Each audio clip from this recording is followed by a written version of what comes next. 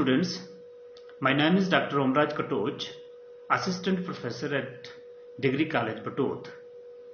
My today's topic is difference between pure and perfect competition and the demand curve of a product facing by the firm under perfect competition. This topic is associated with the syllabus opted by the college, that is Government College for Women, PRAID. So this topic is from unit 1st. So let us discuss.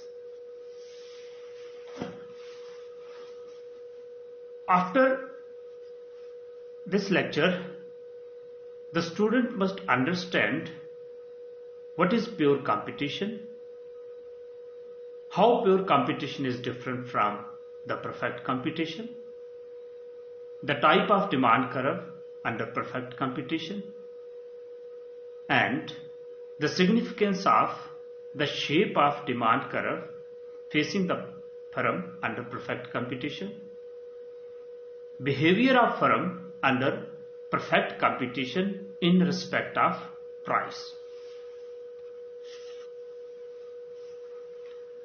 So let us first of all talk about the difference between pure and perfect competition. There are few points which clearly differentiate between the two types of the competition. Pure competition is said to exist when the following two conditions are fulfilled. Number 1, large number of buyers and sellers. In pure competition, there are large number of buyers and firms are existing in the market and interacting with each other. Number 2 is homogeneous product.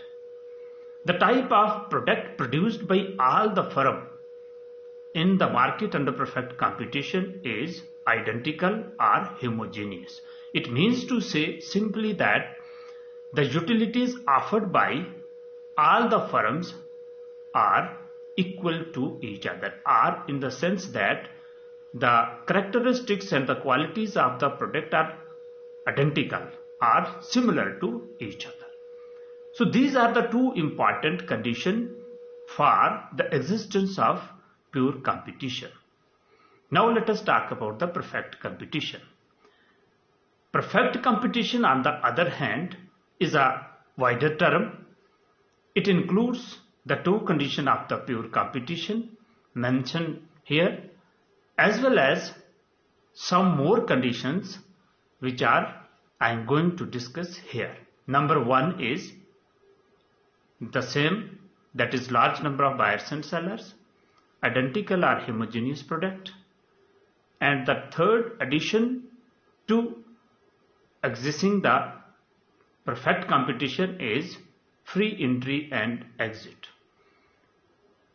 This is type of market where any new firm can easily enter into the market and start its production. And on the other side, any existing firm, if it wants to leave the market, can exit the market without any difficulty. Fourth condition is perfect information or perfect knowledge. It means that the buyers and firms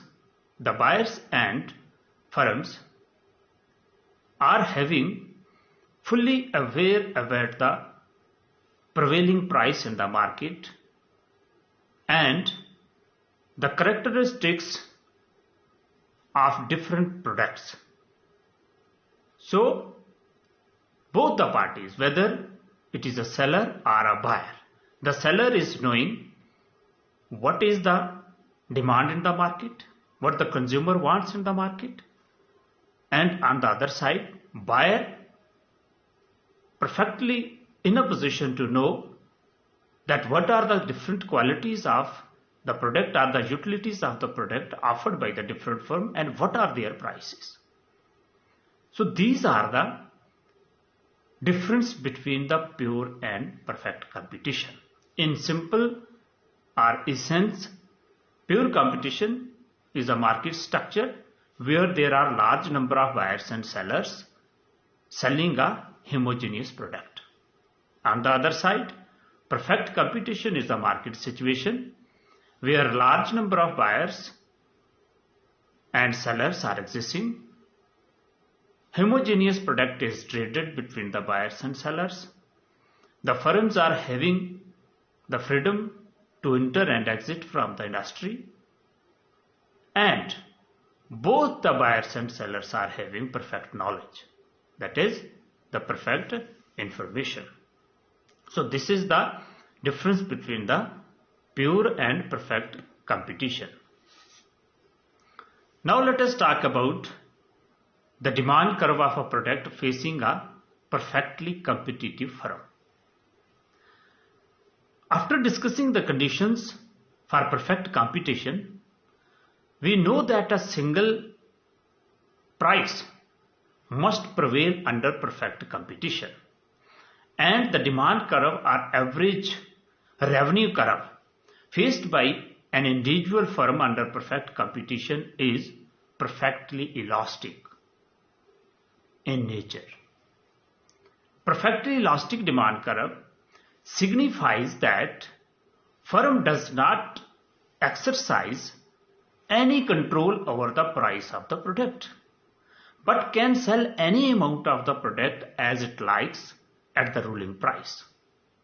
If the firm raises its price slightly above the ruling price, it may not be profitable, as the ruling price has settled at an average minimum price, which includes profit margin, that is the normal profit. Therefore, it can sell as much as it likes at the prevailing price.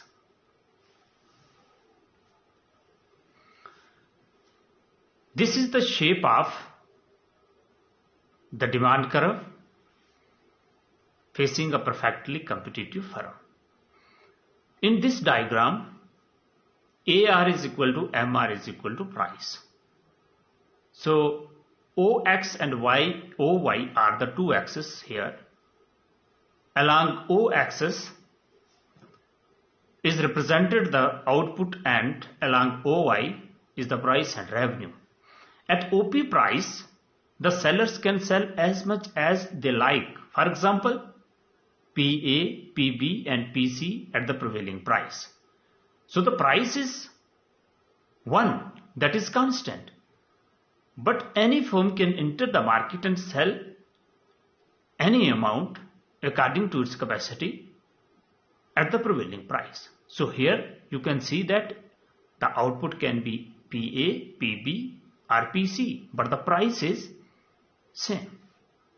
They cannot charge more, and they will not charge less. If they raise the price, they will lose their customers, and if they charge less, they will be unnecessarily losing. Means that price may not be profitable.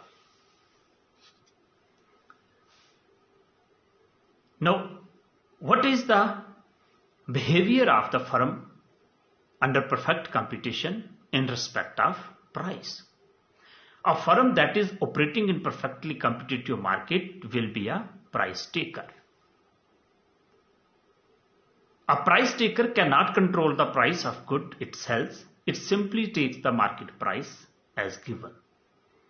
The conditions that cause a market to be perfectly competitive also cause the firm in that market to be a price taker. So, why the firms are price taker? Because there is a perfect competition. So AR is equal to MR is equal to price. There is no difference between the MR and AR. The demand curve is perfectly elastic. Hence, the firm has to be price taker. When there are many firms all producing and selling the same product using the same inputs and technology, competition forces each firm to charge the same product, same market price for its good. Because each firm in the market sells the same homogeneous product, no single firm can increase the price, that is charges above the price charged by the other firms in the market without losing business. It is also impossible for a single firm to affect the market price by changing the quantity of output it supplies, because by assumption there are many firms and each firm is a small in size. So the behavior of the firm under perfect competition in respect of price is a price taker. So these are the certain reasons that why the firm is not in a position to influence the price or control the price in the market. So thank you very much.